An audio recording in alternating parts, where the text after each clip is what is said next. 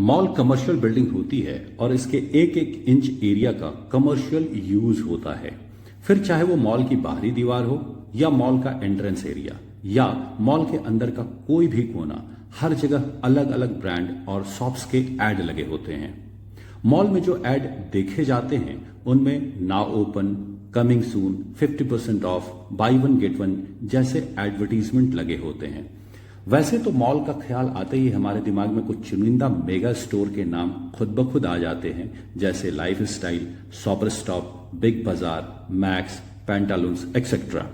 लेकिन ज्यादातर ऐसे मेगा स्टोर ग्राउंड फ्लोर पर होते हैं।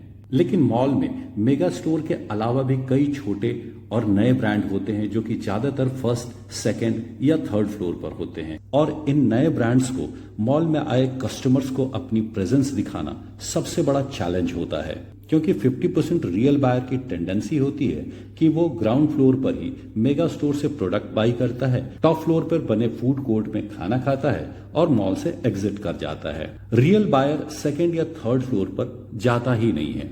सेकंड और थर्ड फ्लोर के शॉप्स के लिए सेकंड चैलेंज ये है कि अगर वो अपनी शॉप के बाहर ऑफर की एडवर्टीजमेंट लगाते भी हैं तो ग्राउंड फ्लोर से उस एड को विजिबिलिटी नहीं मिलती और बायर उन तक नहीं पहुंचता।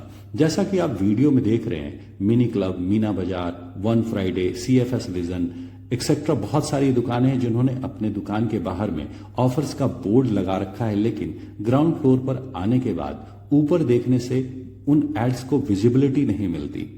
स्पोर्ट्स नेशन और रीडिजाइन पर भी एड्स लगे हुए हैं, लेकिन ग्राउंड फ्लोर से देखने पर इनके एड को विजिबिलिटी नहीं मिलती, जिससे ट्रू बायर इन तक पहुंच नहीं पाता।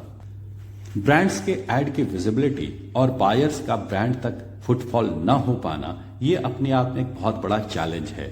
लेकिन इस चैलेंज का सॉल्यूशन भी बहुत आसान है। वो भी ऐसा सॉल्यूशन है जो ब्रांड और मॉल दोनों के लिए विन विन सिचुएशन देता है।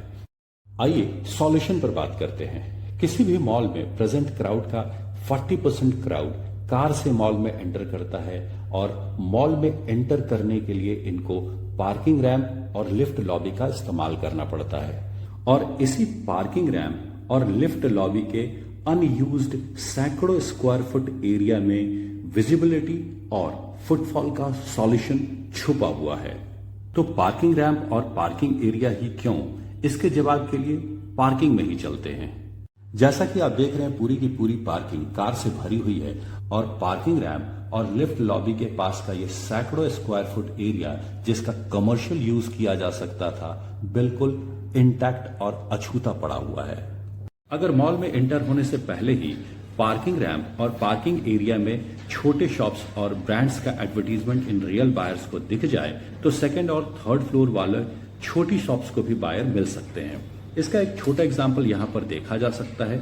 वॉल पर डिकैथलन का एड लगा हुआ है। इसे एडवर्टीजमेंट के लिए गुड अटेम्प्ट कहा जा सकता है, लेकिन इस गुड अटेम्प्ट को बेस्ट अटेम्प्ट बनाया जा सकता है। इसके लिए थोड़ा सा एफर्ट और थोड़ा एक्सपेंस करना पड़ेगा। अगर इसी वॉल को 20,000 रुपए खर्च करके रॉयल वॉल का लुक दे दिया जाए और एडवर्टीजमेंट के लिए सुंदर फ्रेम और ब्यूटिफिकेशन के लिए लाइट्स लगा दिए जाए तो बात ही क्या।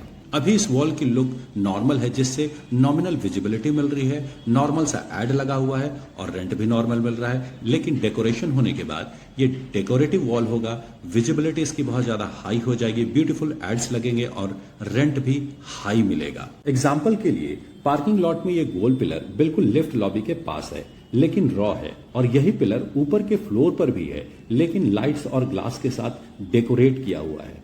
डेकोरेशन के बाद इसकी विजिबिलिटी बढ़ गई है, ब्रांड ने इस पर एड लगाया हुआ है और ब्रांड को बायर मिल रहे हैं।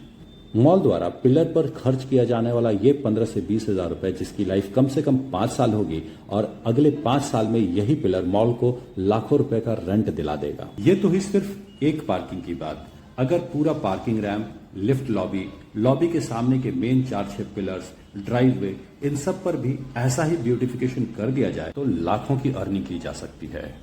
और 9S सॉल्यूशंस रोड सेफ्टी के सारे रूल्स को फॉलो करते हुए अलग अलग थीम पर आपके पार्किंग रैंप और लिफ्ट लॉबी के सैकड़ों स्क्वायर फुट अनयूज्ड एरिया को डेकोरेट करके मॉल्स को इनकम और छोटे ब्रांड्स को बायर देने का काम करती है।